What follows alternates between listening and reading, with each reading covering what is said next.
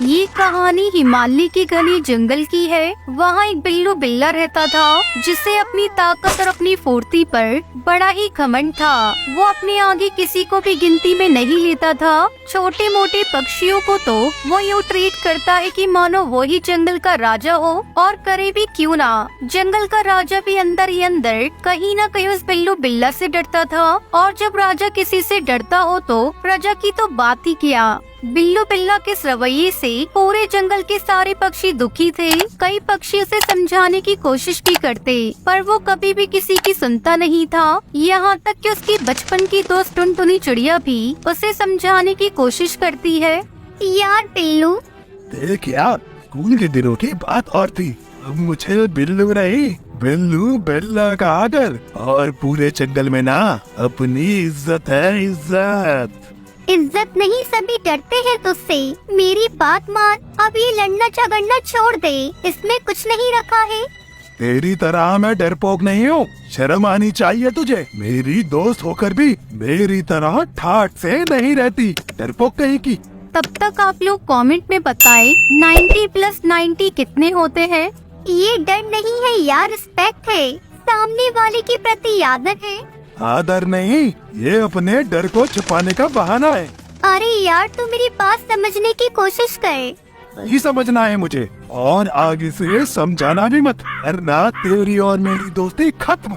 बिल्लू बिल्ला पर किसी की भी समझाने का कोई भी असर नहीं होता था। यहाँ तक कि अपने घमंड में उसने अपनी बचपन की दोस्त टुनटुनी चिड़िया से भी लड़कर दोस्ती तोड़ दी थी। वो अपने को समझाने वाले और सलाह देने वाले को पसंद नहीं करता था। उसे तो सिर्फ उसे सलाम करने वाले पसंद थे।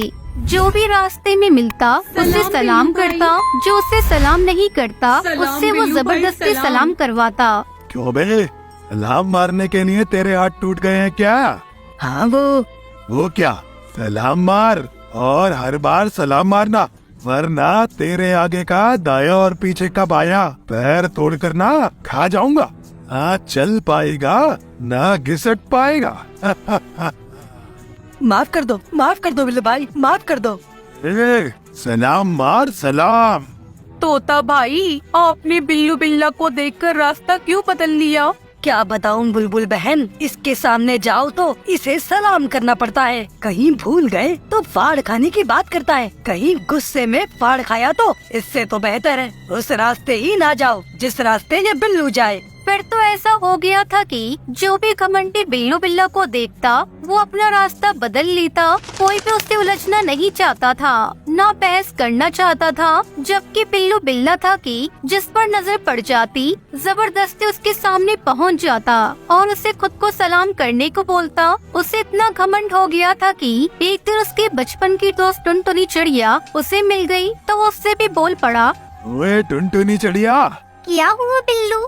माना कि तू मेरी बचपन की दोस्त है, पर ये मत बोल कि इस जंगल में जिसे भी रहना है, जिसे भी मेरे सामने से गुजरना है, मुझे सलाम मारे बगैर नहीं गुजर सकता। और किसी ने नहीं मारा तो वो जान से मारा जाएगा। चल सलाम मार मुझे। अरे मैं तो तुम्हारी बचपन की दोस्त हूँ। दोस्ती अपनी जगह और पोजीशन अपनी जगह। सलाम मार, सलाम। बिल्लू बिल्ला की बचपन की दोस्त टुनटुनी चिड़िया को उसका ये रवैया बिल्कुल भी पसंद नहीं आया था, मगर वो उसे कैसे समझाए। वो था कि अपने घमंड की आगे किसी को सुनने को ही तैयार नहीं था। ये सिलसिला काफी दिनों तक चलता रहा। ऐसे में एक दिन बिल्लू बिल्ला को बाज का बच्चा रास्ते में मिल गया। बाज के बच्चे, सलाम मार मुझे। क्यों भाई? तुझे तेरे माँ बाप या जंगल के किसी ने बताया नहीं? मैं बिल्लू राजा हूँ, बिल्लू राजा। मेरे मम्मी पापा भी मुझे राजा कहते हैं, तुम मुझे सलाम मारो। सारा जंगल मुझे सलाम मारता है और मैं तुझे सलाम मारूं? हाँ? घमंडी बिल्लू बिल्ला को गुस्सा आ गया और उसने अपने खतरनाक दांत बाज के बच्चे में गड़ा दिए। दांत इतनी जोर से गड़ी कि बेचारा बाज का नन्हा सा बच्चा दर्द से चिल्लाता हुआ वहाँ से भागता हुआ अपने माँ बाप के पास पहुँचा। तो उसकी बात सुनकर उसके बाप को गुस्सा आ गया और वो बुरी तरह चिल्लाता हुआ बिल्लू बिल्ला को सबक सिखाने निकल पड़ा। कुछ ही आगे जाकर बाज को बिल्लू बिल्ला मिल गया। क्यों बे बिल्लू बिल्ला, तूने मेरे बच्चे को काटा है? तमीज से बात करो। हाँ, मैंने काटा, उसने मुझे सलाम नहीं मारा था। ले, मैं सलाम मारता हूँ तुझे। बास इस मार से बिल्लू बिल्ला के जबड़े हिल जाते हैं। वो घबराकर वहाँ से भागता है। उसे आगे टुनटुनी चिड़िया दिखाई देती है। वो उसके पीछे जाकर छुप जाता है। टुनटुनी चिड़िया के पीछे कहाँ छिप रहा है बे? आज हर हाल में तेरे जबड़े और दांत टूटने ही हैं। सारी बात सुनकर टुनटुनी चिड़िया उसे फिर समझाती है। तू मेरे बचपन का दोस्त था, इसलिए मैं तुझे समझाती थी। अब तो बास किसी भी कीमत पर मुझे नहीं छोड़ेगा। मुझे भूख भी लग रही है, भूख से तड़प तड़प कर मर जाऊंगा। अगर तू आज से अपनी आदत बदल ली तो मैं बास भाई को समझा सकती हूँ। मैं वादा करता हूँ, आज के बाद मैं किसी को भी तंग नहीं करूँगा, किसी को भी सलाम मारने को नहीं कहूँगा, उल्टा मैं सभी को सलाम मारूंगा। ये सुनकर टुनटुनी चिड़िया कुछ ही देर में बाज भाई को समझाकर शांत करती है। बिल्लू बिल्ला बाज भाई को शांत देखकर सरप्राइज हो जाता है और फिर पूछता है, कमाल है बाज भाई, आप मुझ जैसे खतरनाक जानवर से नहीं डरे, मेरा कहना नहीं माने और एक नन्ही सी टुनटुनी चिड़िया की सुन ली। इस संसार में कोई भी सबसे ज्यादा ताकतवर नहीं है। जानवर की ताकत से ज्यादा उसकी जबान की ताकत होती है। तुम में घमंड बनाए, इसलिए टुनटुनी चिड़िया के सामने तुम एकदम कमजोर हो। टुनटुनी चिड़िया का कहना मैं तो क्या पूरा जंगल मानेगा, क्योंकि टुनटुनी चिड़िया की जुबान बड़ी मीठी है और मीठी जुबान से भगवान भी हार जाते हैं।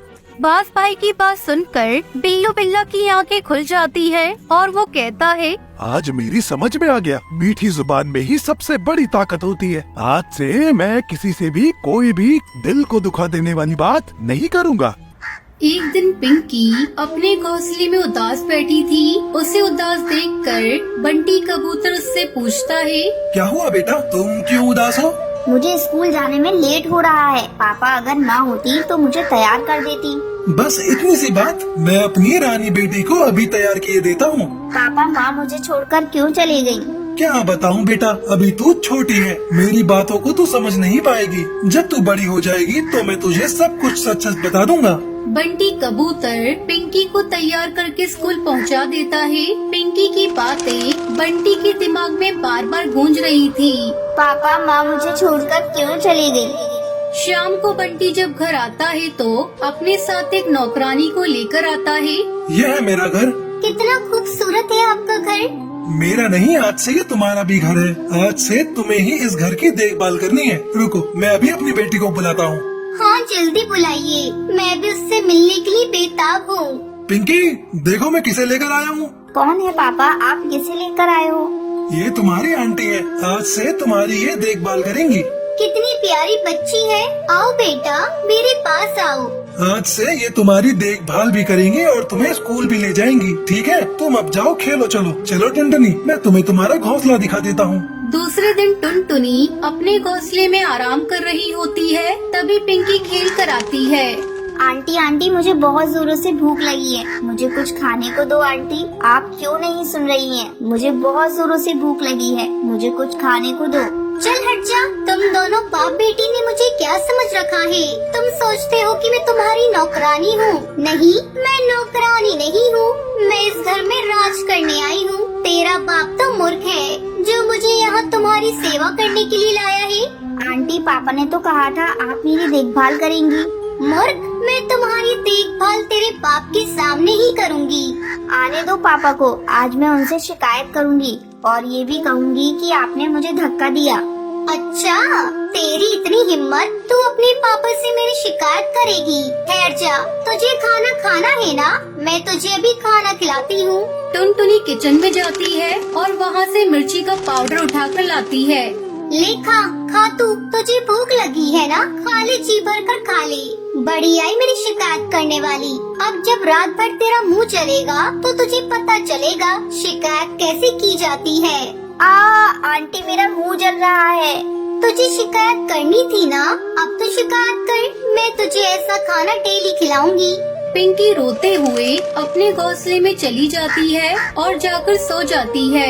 रात में बंटी जब ऑफिस से घर आता है तो कहो आज का दिन कैसा रहा? पिंकी ने कहीं तुम्हें तंग तो नहीं किया? अरे नहीं, बहुत प्यारी बच्ची है, बहुत शांत रहती है। पिंकी तो कहीं दिखाई नहीं दे रही है, कहाँ है वो? आज मैंने उसके साथ बहुत मस्ती की, वो थक कर सो गई। चलो अच्छा है, वो तुम्हारे साथ घुल मिल गई। अगली सुबह टुनटुनी अपनी सहेली से फोन पर बात कर रही थी। अरे क्या बताऊँ तुझे, मैं तो यहाँ एकदम महारानी की तरह रहती हूँ और वो पिद्दी सी चिड़िया, उसे तो मैंने नौकरानी बना कर रखा है। अरे टुनटुनी, किससे बातें कर रही हो? इधर आओ। चल मैं फोन रखती हूँ, मेरा मालिक बंटी कबूतर मुझे बुला रहा है। देखो टुनटुनी, तू पिंकी को तैयार करके समय पर स्कूल भेज देना, मैं ऑफिस जा रहा हूँ। हाँ ठीक है, मैं उसे भेज दूंगी। थोड़ी देर बाद अरे पिंकी, तू यहाँ बैठी बैठी टीवी देख रही है, चल जा जाकर मेरे लिए गर्म पानी कर। मुझे नहीं आता आंटी।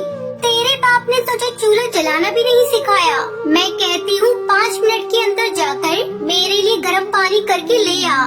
पिंकी टुनटुनी के लिए पानी गर्म करने के लिए जाती है। मेरा हाथ जल गया आंटी, मेरा हाथ जल गया।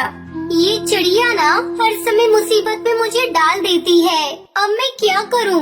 बंटी देखेगा तो मुझे बोलेगा। बंटी कबूतर काम से घर आता है। जब वो पिंकी के रोने की आवाज सुनता है तो दौड़ा दौड़ा किचन में जाता है। पिंकी, ये तूने क्या किया? तेरा हाथ कैसे जल गया? टुनटुनी, तुम क्या करती रहती हो? मैं तो तुम्हें पिंकी की देखभाल करने के लिए लाया था। तुम अभी के अभी मेरे घर से निकल जाओ। बंटी टुनटुनी को घर से निकाल देता है और पिंकी चिड़िया टुनटुनी के अत्याचार से बच जाती है। मथुरा के जंगल में सुंदरी कौवी अपनी बहू टुनटुनी चिड़िया और बेटे कालू कौवी के साथ रहती थी। सावन का महीना शुरू हो गया था। जंगल में चारों तरफ हरियाली ही हरियाली नजर आ रही थी। एक दिन सुबह सुबह सुंदरी कौवी अपने बेटे के साथ बैठी चाय पी रही थी। माँ, ये सुबह सुबह टुनटुनी कहाँ चली गई? दिखाई नहीं दे रही है। पता नहीं बेटा कहाँ गई है, मुझे बताकर नहीं गई। यही कहीं पड़ोस में गई होगी, अभी आ जाएगी। तू चाय पी, ठंडी हो जाएगी। दोनों माँ बेटे चाय पीने लगते हैं। तभी टुनटुनी चिड़िया हाथों में पूजा की थाल लिए घर के अंदर आती है। अरे बहू, इतनी सुबह सुबह तो कहाँ चली गई थी? हम दोनों चाय पर तेरे इंतजार कर रहे थे। देख, तेरी चाय ठंडी हो गई।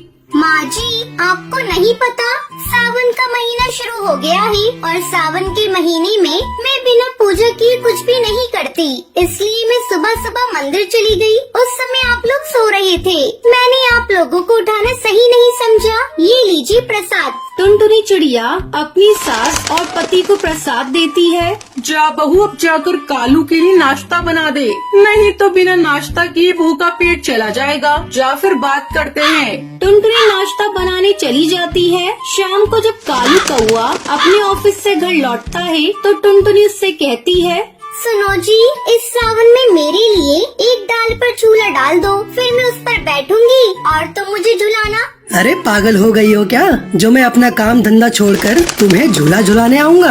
अब तो बचपना भूल जाओ। नहीं, इस सावन में आपको मुझे झूला झुलाना ही पड़ेगा। तुम ये सब क्या फालतू की बातें कर रही हो? तुम कोई छोटी बच्ची हो क्या जो मैं तुम्हें झूला झुलाऊंगा? क्यों मेरा मूड ऑफ कर रही हो सुबह सुबह? इतना कहकर कालू कौआ गुस्से में वहाँ से चला जाता है। इस तरह 2 दिन बीत जाते हैं। टुनटुनी चिड़िया अपना मुंह फुला लेती है। वो सारा काम करती लेकिन किसी से कोई बात नहीं करती। बहू, तू तो जानती है कालू को अपने ऑफिस से फुर्सत नहीं मिलती। वो तुम्हारी जिद को पूरा कैसे करेगा? माँ जी, मैं क्या उन्हें पूरा दिन झूला झुलाने को बोल रही थी? बस थोड़ी देर ही तो झूला झुलाना था। पिछले सावन में भी उन्होंने मुझे झूला नहीं झुलाया था। मेरी सभी सहेली अपने पतियों के साथ झूला झूलेंगी और एक मैं ही हर साल की तरह रह जाऊंगी। बहू, तुझे झूला ही झूलना है ना? तू ऐसा कर, पर्दे की पाइप में रस्सी बांधकर झूला लगा ले। शाम को जब कालू घर आएगा तो मैं उसे बोल दूंगी, वो तुझे झूला झुला दे। वाह माँ जी, क्या आइडिया दिया है। आपके दिमाग की तो दाद देनी पड़ेगी। मैं अभी जाकर झूला लगाती हूँ। टुनटुनी चिड़िया अपने कमरे की पर्दे वाली पाइप में रस्सी डालकर अपने लिए झूला तैयार कर लेती है। चलो, झूला तो तैयार हो गया। अब मैं इस पर बैठकर देखती हूँ ठीक ठाक बना है ना। जैसे ही टुनटुनी चिड़िया झूले पर बैठती है, झूला टूट जाता है और टुनटुनी चिड़िया धड़ाम से नीचे गिर जाती है। ओए माँ, मैं गिर गई, मेरी कमर टूट गई।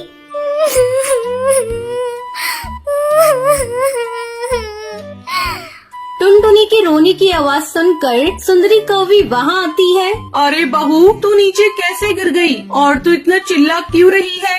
ये देखिए माँ जी, मैंने पर्दे की पाइप में रस्सी बांधकर अपने लिए झूला तैयार किया था, लेकिन जैसे ही मैं उस पर बैठी ये झूला टूट गया और मैं धड़ाम से नीचे गिर गई। मेरी कमर में बहुत तेज चोट लगी है। तभी कालू भी ऑफिस से घर आ जाता है। सुंदरी उसे सारी बात बताती है। टुनटुनी, ऐसा भी कोई करता है? तुम जीती मैं हारा। तुम्हें रविवार को पार्क में झूला झुलाने ले चलूंगा, फिर तुम जितनी मर्जी उतना झूला झूलना। 2 दिन बाद रविवार था।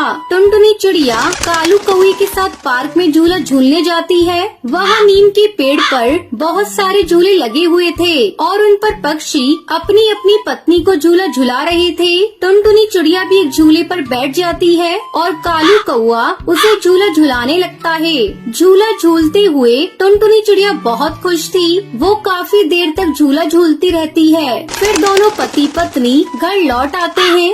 माँ जी, आज मैं बहुत खुश हूँ। मेरा सावन में झूला झूलने का सपना सच हो गया। अब मैं भी अपनी सहेलियों को फोन पर बताऊंगी कि मेरे पति ने मुझे झूला झुलाया है। माँ जी, अगर आज आप भी पार्क में आई होती तो देखती बहुत सारे पक्षी अपनी पत्नियों को झूला झुला रहे थे। बहू तो खुश है ना? यही मेरे लिए बहुत है। इस तरह सभी खुशी खुशी रहने लगते हैं।